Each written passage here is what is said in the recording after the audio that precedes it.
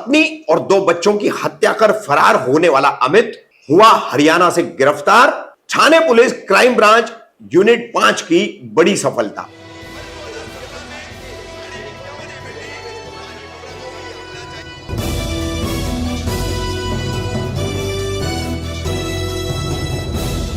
मैं रफीक कामदार हिंदुस्तानी रिपोर्टर में आपका स्वागत है। गत 21 दिसंबर को थाने के कासार वडवली परिसर में 24 वर्षीय भावना अमित बागड़ी और 8 वर्षीय अंकुश अमित बागड़ी, 6 वर्षीय खुशी अमित बागड़ी, इन तीनों की हत्या उनके अपने पिता अमित बागड़ी ने कर दी। भावना अमित के ही छोटे भाई के साथ कासार वडवली में पिछले 1 साल से रह रही थी। ये लोग हरियाणा के हिसार में मूल रूप से रहने वाले और वहां से भागकर आए थे। इनके बारे में पता चलने के बाद अमित पिछले 1 महीना पहले थाने आया और पिछले 1 सप्ताह से वो अपने भाई तथा उसके साथ भागकर आई अपनी पत्नी भावना और बच्चों के साथ में रह रहा था। 21 दिसंबर को सुबह भावना और दोनों बच्चे खून में लहूलुहान पड़े थे और वहीं पर क्रिकेट का खून से सना हुआ एक बैट पड़ा था और 7 दिनों से साथ में रहने वाला अमित फरार था। तस्वीर साफ थी कि अमित ने ये तीनों हत्याएं की और वहां से वो फरार हो गया। फरार होने के बाद थाने पुलिस के वरिष्ठ अधिकारियों के मार्गदर्शन में क्राइम ब्रांच यूनिट 5 के वरिष्ठ पुलिस निरीक्षक विकास घोड़के उनकी टीम इस आरोपी को खोजबीन करने में लगी हुई थी। आरोपी के पास कोई मोबाइल नहीं था, उसके बावजूद क्राइम ब्रांच यूनिट 5 की टीम ने वरिष्ठ पुलिस निरीक्षक विकास घोड़के के नेतृत्व में इस केस को क्रैक किया और हरियाणा के हिसार में अमित के होने की जानकारी प्राप्त कर उसे वहां से गिरफ्तार किया। इस संबंध में थाने पुलिस आयुक्तालय के अपराध शाखा द्वारा पुलिस उपायुक्त अपराध शिवराज पाटिल द्वारा एक पत्रकार परिषद लेकर 23 दिसंबर को जानकारी दी गई कि किस तरह से अमित की गिरफ्तारी की गई है। क्या जानकारी दी है पुलिस उपायुक्त अपराध शिवराज पाटिल ने, सुनिए। थाने पुलिस आयुक्तालय के हद्दी में कासार वडवली पुलिस स्टेशन में दिनांक 21/12/23 को 3 मर्डर हुए थे। उसके हिसाब से कासार वडवली पुलिस स्टेशन में मर्डर का ऑफेंस रजिस्टर किया गया था। उसके तहत ये बहुत ही संवेदनशील घटना थी क्योंकि 3 मर्डर हुए थे और उसमें 2 बच्चों का भी मर्डर हो गया था। उसके हिसाब से हमारे पुलिस आयुक्त Shri Ashutosh Dumre sir, joint CP sir, additional CP Panjabrao उगले सर, इन्होंने इसमें तुरंत इन्वेस्टिगेशन जारी करके जो आरोपी इसमें भाग गया था उसको अरेस्ट करने के लिए आदेशित किया था। उसके हिसाब से हमने क्राइम ब्रांच की 8 टीम तैयार की गई थी।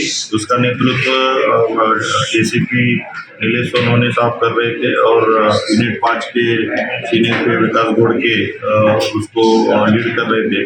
तो इसमें हमने जो टीम तैयार की थी उसमें टेक्निकल एविडेंस या सीसीटीवी फुटेज का एनालिसिस हो, इसके हिसाब से जो एनालिसिस कर रहे थे उसमें ऐसा पाया गया कि वो कंसर्न आरोपी जो है वो बाहर के स्टेट में भाग गया है और उसके हिसाब से जो उसका खुद का स्टेट है हरियाणा, उसका रहने वाला मूल गाँव है, वहाँ पे वो भागने की शक्यता थी। तो हमारे 2 टीम उधर ऑलरेडी हमने भेजी गई थी।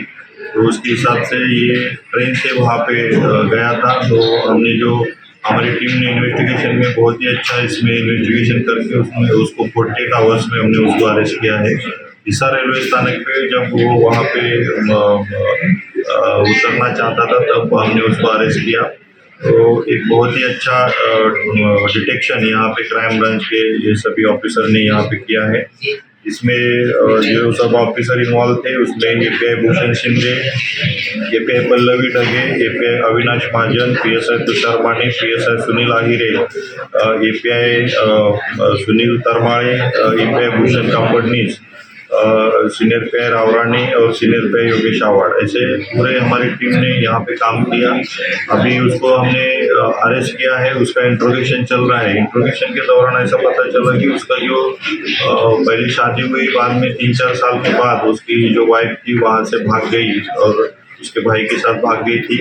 तो ये उसके दिमाग में था और वो दिमाग में रख के ही वो यहाँ पे आया था। 1 महीना पहले वो यहाँ पे महाराष्ट्र में आया और इनके साथ लगभग 7-8 दिन से रह रहा था उनके घर में और ये दिमाग में रखे और उसी दिन जब मर्डर हुआ उस सुबह इसका और उसके वाइफ का झगड़ा हो गया, तो वहाँ पे उसने जो क्रिकेट की बैट रहती है उससे उसका सर कुचल के उसका मर्डर किया। वहाँ के दो बच्चे, इसके खुद के बच्चे थे, उनको भी उसने बैट से मार के उनकी हत्या की है। तो अतिशय बहुत ही संवेदनशील घटना थी और यहाँ पे टेक्निकल तपास करके हमारी टीम ने बहुत ही अच्छा क्राइम ब्रांच की टीम ने हमारे यहाँ पे काम किया है। अभी आरोपी कस्टडी में है, अभी आगे जाके इंट्रोगेशन होगा और आगे और कुछ बातें सामने निकल के आती है तो स्ट्रांग एविडेंस कलेक्ट करके हम स्ट्रांग चार्जशीट। सर आरोपी का बैकग्राउंड क्या है? आरोपी पहले जो कंस्ट्रक्शन वर्क चलता था वहाँ पे वर्कर करके काम करता था और बाद में ये यहाँ पे कुछ महाराष्ट्र में आने के बाद उसने साफ सफाई का काम करता था।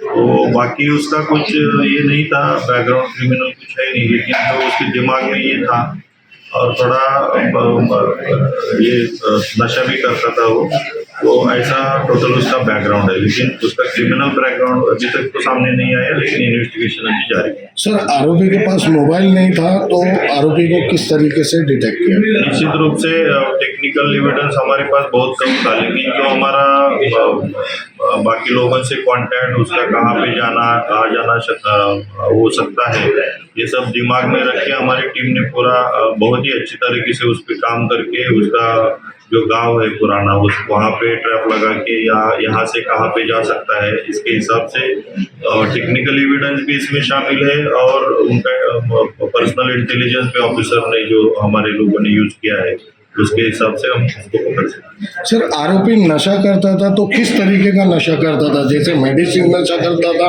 या ड्रिंक करता था? वो नशे के बारे में उसको पूछा तो वो दारू का मतलब ड्रिंक्स करता था, दारू का नशा करता था और कुछ समय वो गांजा का भी नशा करता था, ऐसा सामने आया।